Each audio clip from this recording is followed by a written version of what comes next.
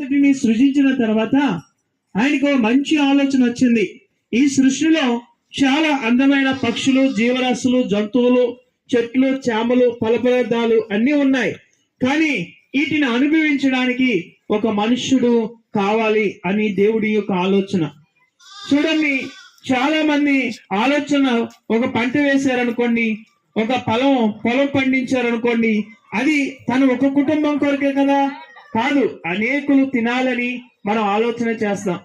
అలాగే దేవుడు కూడా ఈ ప్రకృతిని అంతా కలుగు చేసిన తర్వాత ప్రకృతిలో ఒక ఉన్న వాటిని అన్నిటినీ ఒక మానవుడు అనుభవిస్తూ ఆ మానవుని ద్వారా నాకు మహిమ కలగాలి అని దేవుని యొక్క ఆలోచన.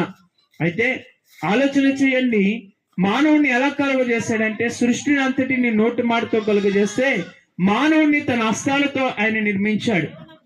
అంటే దేవుని స్వరూపము మానవునికి ఇచ్చాడు. దేవుడు అంటే నరులను యథార్థవంతులుగా పుట్టించాడంట. అంటే నరులలో ఏ పాపము లేదు.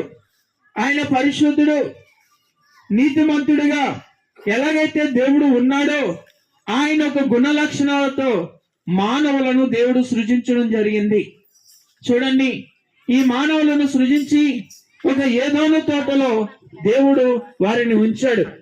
శ్రేష్టమైన ఫల పదార్థాలు అనుభవిస్తూ చల్లటి పూట దేవుడితో మాట్లాడే భాగ్యాన్ని వారు కలిగి ఉన్నారు. అయితే దేవుడితో మాట్లాడే ఆ వ్యక్తులు, దేవునితో గడిపే ఆ వ్యక్తులు దేవుని మాటకు వ్యతిరేకమైన స్వభావం వారిలో కలిగేటట్లు ఒక కార్యం జరిగింది. అదేంటంటే తోటలో అన్ని చెట్ల ఫలాలు మీరు తినండి, ఇదిగో ఈ యొక్క జీవ వృక్షములను భుజించవద్దు అని చెప్పారు. అయితే ఆ చెట్ల ఫలములను తిననట్లు అపవాది అనే ఆ సాతాను అనే ఒక వ్యక్తి ఆ వ్యక్తిని ప్రేరేపించినప్పుడు ఆ వ్యక్తి ఏం చేశాడంటే వెళ్ళి ఆ ఫలము తినడానికి అంగీకరించాడు. దేవుడైతే అన్నాడు, నీ ఫలము తిన్నట్టుని మీరు చచ్చెదరు అని చెప్పాడు. చూడండి, అది ఒక ఆజ్ఞ.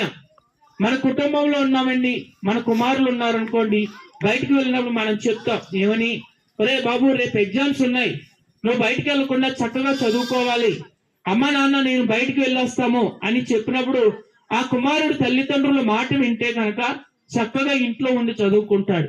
లేదనుకో, తల్లిదండ్రుల మాట వినలేని వాడు అనుకో, వాడు బయట తిరుగుతూ ఉంటారు. తల్లిదండ్రులకి ఏమొస్తుంది? కోపం వస్తుంది. అరే నేనేం చెప్పాను, నువ్వేం చేస్తున్నావు అని తల్లిదండ్రులు పిల్లవాడి మీద కోపపడతారు. అలాగే దేవుడు చెప్పిన మాటను వినకపోవడం వల్ల ఆదామావలలో పాపం అనేది వెలువడి చేస్తుంది. దేవుడికి కోపం కలిగించారు.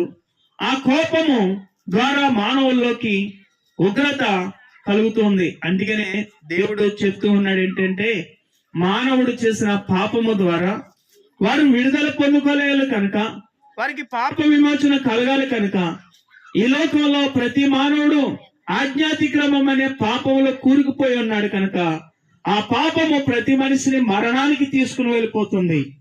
అందుకని ఈ మానవులు చూశారు కదండి, ఎక్కడ చూసినా సరే పాపం కనిపిస్తుంది. చిన్నపిల్లల మీద అత్యాచారం చేస్తున్న రోజులు వచ్చేసినాయి. ఎన్ని బ్యాంకుల్లో డబ్బు దోచుకునే రోజులు వచ్చేసినాయి. నడి రోడ్డు మీద ఒక వ్యక్తి వెళ్తుంటే అన్యాయంగా కొట్టిపరిచే చంపేసే రోజులు వచ్చినాయి. ఈ రోజులు చూస్తూ ఉంటే ఎక్కడ చూసినా సరే ప్రకృతి ద్వారా నష్టము, రోడ్ల యాక్సిడెంట్ల ద్వారా నష్టము, అలాగే మానవుడు అనారోగ్యమైన పరిస్థితుల్లో అనేక అవయవాలు కోల్పోయి మానవుడు మరి అనేక వ్యాధుల ద్వారా బాధపడుతున్న స్థితిగతులు మనం చూస్తూ ఉన్నాం. అంటే పాపము ఎక్కువ విస్తరించింది.